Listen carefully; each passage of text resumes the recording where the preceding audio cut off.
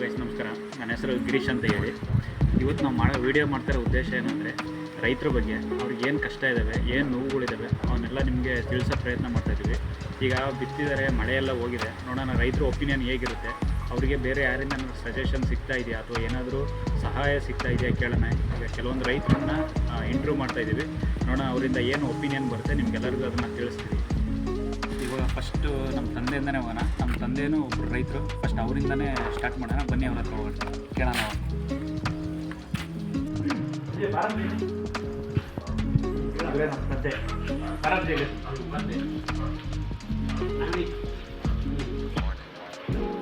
ಏನಿಲ್ಲ, ನಮ್ಮ ವಿಡಿಯೋ ಮಾಡ್ತಾ ಉದ್ದೇಶ ಏನು ಅಂದರೆ ನಮ್ಮ ರೈತರ ಬಗ್ಗೆ ಜನಗಳಿಗೆ ತಿಳಿಸ್ಬೇಕು.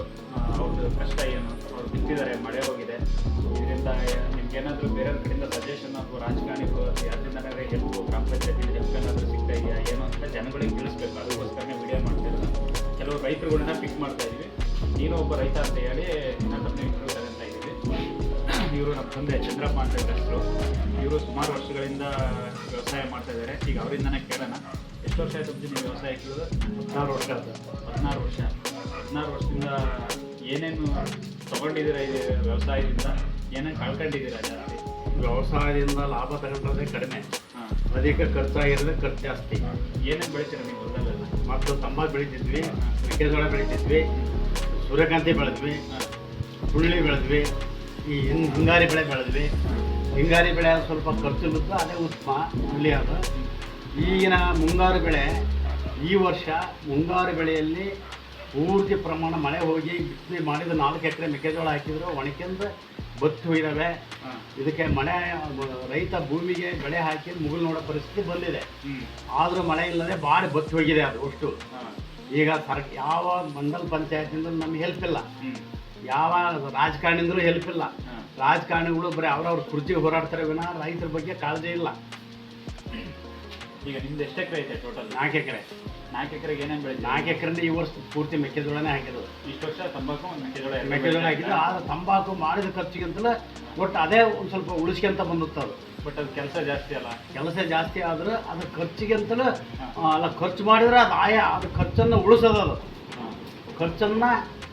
ಖರ್ಚು ಎಷ್ಟೇ ಮಾಡಿದ್ರು ಖರ್ಚನ್ನು ಮೀರಿ ಆದಾಯ ಒಂದು 50,000 ಆದಾಯ ಕೊಡೋದು ಅದು. ಇವಾಗ ಈ ವರ್ಷಕ್ಕೆ ಬರೋಣ. ಈ ವರ್ಷ ಎಲ್ಲ ಮೆಕ್ಕೆಜೋಳ ಎಲ್ಲ ಬಿತ್ತಿದ್ದೀರಾ. ಮೆಕ್ಕೆಜೋಳ ಗೊಬ್ಬರ ಇದಕ್ಕೆಲ್ಲ ಎಷ್ಟು ಖರ್ಚಾಯಿತು? 4 ಎಕರೆ 35,000 ರೂಪಾಯಿ ಖರ್ಚಾಗಿದೆ. ಆಮೇಲೆ ಭೂಮಿ ಮಾಡಿದ 45,000 ರೂಪಾಯಿ ಖರ್ಚಾಗಿದೆ. 45,000 ರೂಪಾಯಿ ಖರ್ಚಾಗಿದೆ. ಈಗ ಮಳೆ ಎಲ್ಲ ಏನಿಲ್ಲ, 45,000 ರೂಪಾಯಿ ಮುಗೀತು, ಕೈ ಮುಗಿದೆ. 45,000 ಭೂಮಿ ಉಳಿದಿಂಬಿದ್ದೇವೆ. ಆ ಉಳಿದಿಂಬಿ ಅದು ಆಕಾಶ ನೋಡಕ್ಕೆ ಮಾತ್ರ ರೈತ. ಮಳೆ ಏನಿಲ್ಲ, ಈಗ ಮಳೆ ಏನಿಲ್ಲ. ಈಗ ನಿಮ್ಗೆ ಗೊಬ್ಬರ ಅದೆಲ್ಲ ಏನಾದರೂ ಸಬ್ಸಿಡಿ ಸಿಗುತ್ತಾ? ಯಾವ ಸರ್ಕಾರನು ಸಬ್ಸಿಡಿ ಅಲ್ಲ, ಅವರೇ ಕಾಳು ಸಂತೆಯಲ್ಲಿ ಮಾರಾಟ ಮಾಡಿ ರೈತರಿಗೆ ಜಮೀನೇ ಇದು ಗೊಬ್ಬರನೇ ಸಿಗದಂಗೆ ಮಾಡಿದ್ರು. ಆದರೆ ಏನಪ್ಪ ಸ್ವಲ್ಪ ಗೊಬ್ಬರ ಕೊಡದಾರೆ. ಈಗ ನೆಕ್ಸ್ಟ್ ಮುಂದೆ ಯುವ ರೈತರಿಗೆ ನೀವು ಏನು ಹೇಳಕ್ಕೆ ಇಷ್ಟಪಡ್ತೀವಿ? ನೆಕ್ಸ್ಟ್ ಯಾರು ರೈತರಾಗಿ ಬರಬೇಕಾ ಹೆಂಗೆ? ಈಗ ಎಕ್ಸಾಂಪಲ್, ನಾನೇ ರೈತರ ಕೆಲಸ ಮಾಡಬೇಕು ಅಂತ ಹೇಳಿ ಬೆಂಗಳೂರು ಬಿಟ್ಟು ಬಂದೆ, ಮತ್ತು ನೀವು ನನಗೆ ಬೈದು ವಾಪಸ್ ಕಳಿಸಿದ್ರಿ. ಇವಾಗ ನಿಮ್ಗೆ ಏನು ಅನಿಸ್ತಾ ಇದೆ? ನಾನು ಇಲ್ಲಿ ಇರಬಾರ್ದಿತ್ತು? ನೀನು ಹೋಗಿದ್ದೆ ಉತ್ತಮ ಅನ್ನಿಸ್ತು. ಈಗ ರೈತಾಪಿ ಕೆಲಸದಲ್ಲಿ ಏನೂ ಉಳಿಯಲ್ಲ. ಹಂಗಾಗಿ ರೈತರು ಭೂಮಿ ಮಾಡಕ್ಕೆ ಇಷ್ಟನೇ ಪಡ್ತಾ ಇಲ್ಲ. ಯಾಕೆಂದ್ರೆ ಮುಗಿಲು ನೋಡಿ ಬೆಳೆ ಬೆಳೆಯೋರು. ಈ ರೈತಾಪಿ ವರ್ಗದಲ್ಲಿ ಏನೂ ಸುಖ ಇಲ್ಲ.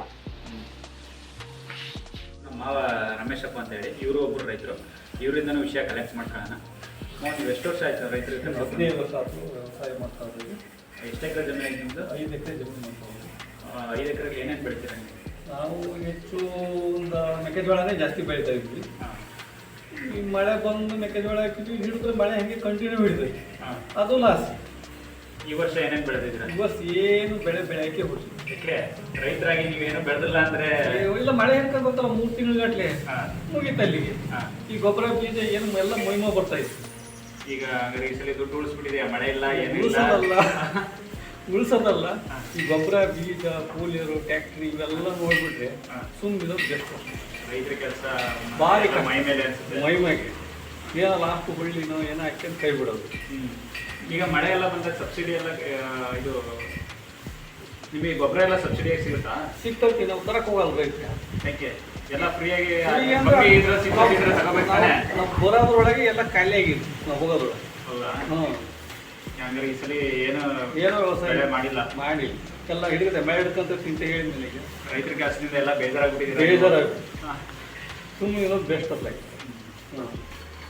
ಈಗ ಕೆಲವರು ಎಲ್ಲ ಕುತ್ಕೊಂಡು ರೈತರು ಎಲ್ಲದಕ್ಕೂ ಲಾಭ ತಗಂತಾರೆ ಅಂತ ಹೇಳ್ತಾರೆ, ಅವ್ರಿಗೆ ಏನು ಹೇಳ್ತೀರಾ? ಏನು ಬಂದು ಇಲ್ಲಿ ಅನುಭವ ಕೊಟ್ಟ ಮ್ಯಾಗೆ ಗೊತ್ತಾಗುತ್ತೆ. ಅಲ್ಲಿ ಕೂಡ ಮಾತಾಡ್ಕಂತ ಇಲ್ಲಿ ಬಂದು ಅನುಭವ ಪಡಿ. ಈಗ ರಾಜಕಾರಣಿಗಳು ನಿಮ್ಗೆ ಏನಾದ್ರು ಹೆಲ್ಪ್ ಮಾಡ್ತಾರಾ? ಹೆಂಗೆ ಏನಿಲ್ಲ. ಗ್ರಾಮ ಪಂಚಾಯತಿಂದ ಏನಾದ್ರೆ? ಇಲ್ಲ, ಈಗ ಎಲ್ಲರೂ ಬೆಳೆ ವಿಮೆ ಕಟ್ಕೋಬೇಕು ಅಂತಾರೆ. ಆಮೇಲೆ ಯಾರು ಸುದ್ದಿನೇ ಇರೋದಿಲ್ಲ. ಈ ಭಾರಿ ಅಡ್ವರ್ಟೈಸ್ ಬೆಳೆ ವಿಮೆ ಕಟ್ರಿ ಆಮೇಲೆ ಯಾರು ಸುದ್ದಿನೇ ಇರೋದು. ಯಾರು ಬಂದು ಯಾರು check ಮಾಡಲ್ಲ, check ಹೊಲದಲ್ಲಿ ಮಾಡಲ್ಲ. ಏನೇನಾಗಿದೆ ಏನಾಗಿದೆ ಅಂತ. ಮಾಡ್ತಾರೆ, ಬೆಳೆ ವಿಮೆ ಮಾಡ್ಕೊಂತಾರೆ. ಹಾ. ಆಮೇಲೆ ಯಾವಾಗ ಬರುತ್ತೆ ಯಾವಾಗ ಬರುತ್ತೆ ಅಂತ ಗ್ಯಾರಂಟಿ ಇಲ್ಲ. ಹಂಗಾರೆ ಇವನ ಹೆಸರು ಷಣ್ಮುಖ. ಲಾಭ ಇಲ್ಲ. ಲಾಭ ಇಲ್ಲ. ಇವನು ಒಬ್ಬ ಯುವ ರೈತ. ಇವನು ಬೇರೆ ಯಾರು ಅಲ್ಲ, ನನ್ನ ಜೊತೆಗೆ ಓದಿ ನನ್ನ ಚೈಲ್ಡ್ಹುಡ್ ಫ್ರೆಂಡ್ ಇವನು ಈಗ ವ್ಯವಸಾಯದಲ್ಲೇ ಇದ್ದಾನೆ. ನೋಡೋಣ ಇವನ ಅನಿಸಿಕೆ ಏನು ಹೇಳ್ತಾನೆ ಕೇಳೋಣ. ಷಣ್ಮುಖ, ಎಷ್ಟು ವರ್ಷ ಆಯ್ತಾ ನೀನು ವ್ಯವಸಾಯಕ್ಕೆ ಬಂದು? ನಾನೊಂದು 5 ವರ್ಷ ಆಯ್ತು ವ್ಯವಸಾಯ ಮಾಡಕಚ್ಚಿ. ಹಾ. ನಮ್ಮ ಅಪ್ಪಾಜಿಯವರು 5ನೇ ಕ್ಲಾಸಿಂದನೂ ವ್ಯವಸಾಯ ಮಾಡ್ತಾ ಇದ್ದಾರೆ. ಈಗ ಅವಾಗಿನ ಥರ ಬೆಳೆ ಬರ್ತಾ ಇಲ್ಲ. ಈಗ ಮಳೆನೇ ಬರೋಂಗಿಲ್ಲ, ಬೆಳೆನೇ ಬರೋಂಗಿಲ್ಲ. ರೈತರ ಕಷ್ಟ ಹಂಗಾಗೈತಿ.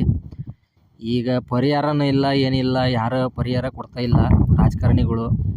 ಮಳೆ ಹೋತು ಅಂತಂದು ಏನು ಕೇಳೋಂಗಿಲ್ಲ. ಎಲೆಕ್ಷನ್ನಿಗೆ ಓಟ್ ಕೇಳೋಕೆ ಮಾತ್ರ ಮುಂದ್ಗಂಡು ಬರ್ತಾರೆ. ನಿಮ್ಮದು ಟೋಟಲ್ ಎಷ್ಟು ಎಕರೆ ಐತೆ? ಏನೇನು ಬೆಳೀತಿದ್ದೀರಪ್ಪ? ನಮ್ಮದು ಒಂದು 8-10 ಎಕರೆ ಆಗುತ್ತೆ. ಅದರಲ್ಲಿ ಒಂದು 4 ಎಕರೆ ಅಡಿಕೆ ಕಟ್ಟಿದ್ದೀವಿ. ಈಗ ಮೆಕ್ಕೆಜೋಳ ಹಾಕೋಣ ಅಂದರೆ ಮೆಕ್ಕೆಜೋಳ ರೇಟ್ ಇಲ್ಲದಕ್ಕೆ ಹಾಕಿಲ್ಲ. ಅದಕ್ಕೆ ಅಡಿಕೆನಾರ ಉಳಿಸ್ಕೊಳ್ಳೋಣ ಅಂತ. ಅವಕ್ಕೂ ಬೋರ್ನಾಗೂ ನೀರಿಲ್ಲ, ಸ್ವಲ್ಪ ಬರ್ತವೆ. ಹಂಗಾಗಿ ಮೆಕ್ಕೆಜೋಳ ಬಿಟ್ಟು ಈಗ ಈ ಬೇರೆ ಬೆಳೆ ಚೆಂಡಿನ ಹೂವು ಅದನ್ನು ಹಚ್ಚಿದ್ದೆ, ಅದು ಮಳೆ ಇಲ್ಲದೆ ಒಣಗ್ಕೊಂಡಿದೆ. ಅದಕ್ಕೂ ಏನೋ ಮಳೆ ಇಲ್ಲದಕ್ಕೆ ನಡೀತೈತಿ. ನೋಡ್ಬೇಕು, ಅಡಿಕೆ ಕಾಪು ಅಡಿಕೆಂದ್ರೆ ಸಾಕು ಇವಾಗ ಅನಿಸೈತಿ. ಈಗ ನಿಮಗೆ ಗ್ರಾಮ ಪಂಚಾಯತಿಯಿಂದ ಅಥವಾ ರಾಜಕಾರಣಿಗಳಿಂದ ಏನಾದರೂ ಗೊಬ್ಬರ, ಅದು ಸಬ್ಸಿಡಿ, ಬೀಜ ಸಬ್ಸಿಡಿಯಾಗಿ ಏನಾದ್ರು ಸಿಗ್ತಾ ಇದಾವ?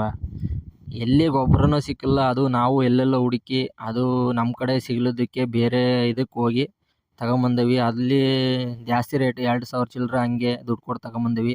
ಯಾರು ರಾಜಕಾರಣಿಗಳ ಕಡೆಯಿಂದನೂ ಏನೂ ನಮಗೆ ಸವಲತ್ತು ಬಂದಿಲ್ಲ. ಈ ವರ್ಷ ಆಲ್ಮೋಸ್ಟ್ ವ್ಯವಸಾಯಕ್ಕೆ ಸ್ಟಾರ್ಟಿಂಗ್ ಎಷ್ಟು ಖರ್ಚು ಮಾಡಿದ್ದೀರಾ? ಈಗ ಸುಮಾರು ಆಗಿತ್ತು, 1.25 ಲಕ್ಷ ಆಗೈತೆ. ಗೊಬ್ಬರ, ಬೀಜ, ಟೊಮೊಟೊ ಅವು ಇವು ಅಂತ ಆಳಮೂಳ ಆಗಿದಾವೆ. ಈಗ 1.25 ಲಕ್ಷ ಇನ್ವೆಸ್ಟ್ ಮಾಡಿದ್ದೀರಾ. ಈಗ ಮಳೆ ಇಲ್ಲದೆ ಎಲ್ಲ ಒಣ್ಕೊಂಡಿದ್ದಾವೆ. ಏನು ಅನಿಸ್ತಾ ಇದೆ ನಿನಗೀಗ? ನನಗೇನು ಅನಿಸ್ತಾ ಇಲ್ಲ. ಬಟ್ ರಾಜಕಾರಣಿಗಳು ಏನಾರ ಬೆಳೆ ಪರಿಹಾರ ಅಂತಂದು ಕೊಟ್ಟರೆ ಅನುಕೂಲ, ರೈತರಿಗೆ ಎಲ್ಲರಿಗೂ ಅನುಕೂಲ ಆಗುತ್ತೆ. ಅವರೇ ಏನಾರೇ ಮಾಡ್ಬೇಕೀಗ. ರೈತರು ಬೇಕು ಅಂದರೆ ಈಗ ಅವರೇ ರಾಜಕಾರಣಿಗಳು ಬೆಳೆ ಪರಿಹಾರ ಅವ್ರನ್ನೇ ಘೋಷಣೆ ಮಾಡಬೇಕು ಅಂತ ಕೇಳ್ಕೊಂತದ್ದು. ಈಗ ಮುಂಚೆ ಬೆಂಗಳೂರಲ್ಲಿದ್ದೆ ನೀನು. ಬೆಂಗಳೂರು ಬಿಟ್ಟು ಬಂದು 5 ವರ್ಷದಿಂದ ವ್ಯವಸಾಯ ಮಾಡ್ತಾ ಇದೆಯಾ. ಇವಾಗ ನೀನು ವ್ಯವಸಾಯ ಮಾಡ್ಬೇಕು ಅನಿಸ್ತಾ? ಬೆಂಗಳೂರಾಗಿದ್ದರೆ ಬೆಟರ್ ಅನಿಸ್ತಾ ಇತ್ತಾ ನಿನಗೆ? ನಾವು ಬೆಂಗಳೂರು ಬಿಟ್ಟು ಬಂದು ಯಾಕಾರೆ ಬಿಟ್ಟು ಬಂದು ಅನಿಸ್ತೈತಿ. ಇಲ್ಲಿ ಪರಿಸ್ಥಿತಿ ನೋಡಿ. ಯಾಕೆ ಅಂದರೆ ಮಳೆ ಇಲ್ಲ, ಬಂಡವಾಳ ಹಾಕಿದ ದುಡ್ಡು ಬರೋಂಗಿಲ್ಲ. ಹಾಕಿರೋ ದುಡ್ಡು ತಗೊಳ್ಬೇಕು ಅಂದರೆ ಭಾರಿ ಕಷ್ಟಪಡ್ಬೇಕು. ನಾವು ಯಾಕಾರೆ ಬಿಟ್ಟು ಬಂದು ಅನಿಸ್ತೈತಿ ಇವಾಗ. ಅದೇ ಈಗ ಮಳೆ ಇಲ್ಲದ ಈ ವರ್ಷ ನೋಡೋಣ ಅಂತಂದು ಬೇರೆ ವಿಧ ಬೆಳೆ ಬೆಳೆದ್ವಿ. ಆದರೂ ಕೈಗೆ ಹತ್ತಾ ಇಲ್ಲ, ಮಳೆ ಇಲ್ಲ, ಏನಿಲ್ಲ, ಹೋಗ್ತವೆ. ಮಳೆ ಬಂದರೆ ಹೆಂಗೋ ಆಗುತ್ತೆ. ಇಲ್ಲಿ ಯಾವುದೋ ನಿಮಗೆ ಚಾನಲ್ಲು, ಬೋರ್ ನೀರು ಯಾವುದು ಬರ್ತಾ ಇಲ್ವಾ ನಿಮ್ಗೆ? ಇಲ್ಲಿ ಯಾವುದೋ ಚಾನಲ್ ಇಲ್ವಾ? ಚಾನಲ್ಲು ಏನಿಲ್ಲ ಇಲ್ಲಿ. ಈ ಕಡೆ ಎಲ್ಲ ಚಾನಲ್ ಏನಿಲ್ಲ. ಬೋರ್ ಇದೆ, ಬೋರ್. ಬಟ್ ಅದೇ ಈಗ ಅಡಿಕೆಗೆ ಸಹಿ ಅದು. ಈಗ ಬೆಳೆಗಳೇ ಹಾಸೋಕ್ಕಾಗಲ್ಲ. ಈಗ ಬೋರ್ ನೀರೆಲ್ಲ ಕಡಿಮೆ ಆಗ್ತಾ ಇದೆ ಈ ಬಿಸಿಲಿಗೆ. ಫುಲ್ ಕಮ್ಮಿ ಆಗಿದ್ದಾವೆ. ನಮ್ಮ ಸೈಡೆಲ್ಲ ಹೋಗಿದ್ದಾವೆ. ಸ್ವಲ್ಪ ಬರ್ತಾವೆ, 1 ಗಂಟೆ ಹೊಡೆದು ನಿಂತ್ಕೊಂತವೆ. ಅವನ್ನೇ ಅಡಿಕೆಗೆ ಉಡ್ತಾ ಇದ್ದಾವೆ. ಇದು ಈಗ ಅವ್ರ ಅಪ್ಪಾಜಿ ಷಣ್ಮುಖ ಮಾತಾಡ್ತಿದ್ರು. ಇದು ಅವ್ರ ಅಪ್ಪಾಜಿ ರಾಮಚಂದ್ರಪ್ಪ ಅಂತೇಳಿ. ಇವರು ರೈತರು. ಇವ್ರನ್ನ ಇವಾಗ ಕೇಳೋಣ. ರಾಮಚಂದ್ರಣ್ಣ, ನೀವು ಎಷ್ಟು ವರ್ಷ ಆಯಿತು ರೈತರಿಗೆ ಕೆಲಸಕ್ಕೆ ಬಂದು? ನೀವು 30 ವರ್ಷ ಆಯಿತು. 30 ವರ್ಷದಿಂದ ವ್ಯವಸಾಯನೇ ಮಾಡ್ತಾ ಇದ್ದೀರಾ. ಏನಿಸ್ತಾ ಇದೆ 30 ವರ್ಷದಿಂದ ವ್ಯವಸಾಯ ಮಾಡ್ತಾ ಇದ್ದೀರಾ? ತನಕನೂ ಏನು ವ್ಯವಸಾಯದಾಗ ಏನು ಹಾಳಾಗಿದ್ದಂಥದ್ದು ಇಲ್ಲ. ಈ 4 ವರ್ಷದಿಂದನೂ ಪೂರ್ತಿ ಲಾಸೆ. ಹಾಳಾಗಿರೋದು ಅಂದ್ರೆ ಅದು ವಿಚಿತ್ರ ಐತೆ. ಅದು ಹೇಳಕ್ಕೆ ಹೋದ್ರೆ ಅದು ಭಾಳ. ಈಗ ಯಾರು ನಮ್ಮ ಸಾಲ ಯಾರು ಏನು ಸರ್ಕಾರನೂ ತೀರ್ಸೋದಿಲ್ಲ, ಯಾರು ತೀರ್ಸೋದಿಲ್ಲ. ಈಗ ನಾವು ಹೇಳ್ಕೊಂತ ಹೋದ್ರೆ ಸುಮ್ಮನೆ ಸಾಲ ಆಗೈತೆ ಅಂತ ನಾವು ಹೇಳ್ಬೋದು. ಅವ್ರಿಗೆ ಹೇಳಿದ್ರು ಸಾಲ ತೀರ್ಸೋದಿಲ್ಲ ಮಟ್ಟಕ್ಕೇನಿಲ್ಲ ಅವರು. ನಾವು ಮಾಡ್ಕೊಂಡು ಆಗೈತಿ, ತೀರ್ಸ್ಕೋಬೇಕು. ಈಗ ನೋಡಿ, ಈ ವರ್ಷ ಮಳೆ ಇಲ್ಲ, ಬೆಳೆ ಇಲ್ಲ. ಈ ವರ್ಷ ಅದ್ರಾಗೂ ಮುಳ್ಸಪ್ಪೆ ಅಂತಂದು ಬೇರೆ ಹಂಗಾಮಿ ಬೆಳೆ ಅಂತಂದು ಈಗ ನೋಡಿ ಚೆಂಡು ಅದು ಇದು ಹಾಕಿದ್ವಿ. ಮುಳ್ಸಪ್ಪೆ ಭಾರಿ ಅಂತಂದು ಅದು ಕೂಡ ಚೆಂಡು ಹಾಕಿದ್ವಿ. ಚೆಂಡು ಎಲ್ಲ ಏನು ಚೆಂಡು ಹೂ ಅಂತಂದು ಹಾಕಿದ್ವಿ, ಅದು ಇಲ್ಲ, ಏನಿಲ್ಲ. ಅದು ಮಳೆ ಇಲ್ಲದ, ನೀರು ಇಲ್ಲ, ಏನಿಲ್ಲ. ಅದು ಒಣಗಿದ್ದ ಒಣಗಿ ಹೋಗಿ ಎಲ್ಲ ಒಣಗಿ ಹೋಗಿದ್ದಾವೆ. ಈಗ ಟ್ಯಾಕ್ಟ್ರಿ ಎಲ್ಲ ಓಡಿಸ್ತೀರಾ, ಆಮೇಲೆ ಎತ್ತಿನಲ್ಲೂ ಬೇಸಾಯ ಮಾಡ್ತೀರಾ. ಸಿಕ್ಕಾಪಟ್ಟೆ ಖರ್ಚು ಬರುತ್ತೆ. ಅದರಿಂದ ಲಾಭ ಎಷ್ಟು ತಗೊಂತೀರಾ ನೀವೀಗ? ಲಾಭ ಈ 3 ವರ್ಷದಿಂದನೂ ನಷ್ಟನೇ ಆಗಿರೋದು. ಏನು ಬೆಳೆದಕ್ಕೂ ಅಂತಲೂ ನಷ್ಟನೇ ಆಗಿರೋದು.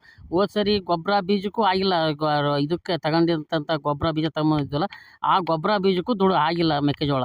ಈಗ ಮೆಕ್ಕೆಜೋಳದ ರೇಟು ಗೊಬ್ಬರ ರೇಟ್ ನೋಡಿದ್ರೆ ಗಗನಕ್ಕೆ ಹೋಗೈತೆ. ನೀವು ಬೆಳೆದಿರೋ ಬೆಳೆಗೆ ಅಷ್ಟು ಲಾಭ ದುಡ್ಡು ಕೊಟ್ಟು ಅವ್ರು ಖರೀದಿ ಮಾಡ್ತಾರಾ? ಎಲ್ಲಿಂದ ತರ್ತೀರಿ? ಎಲ್ಲಿ 1700 ರೂಪಾಯಿದಂಗೆ ನಾವು ಜೋಳ ಕೊಟ್ಟಿರೋದು.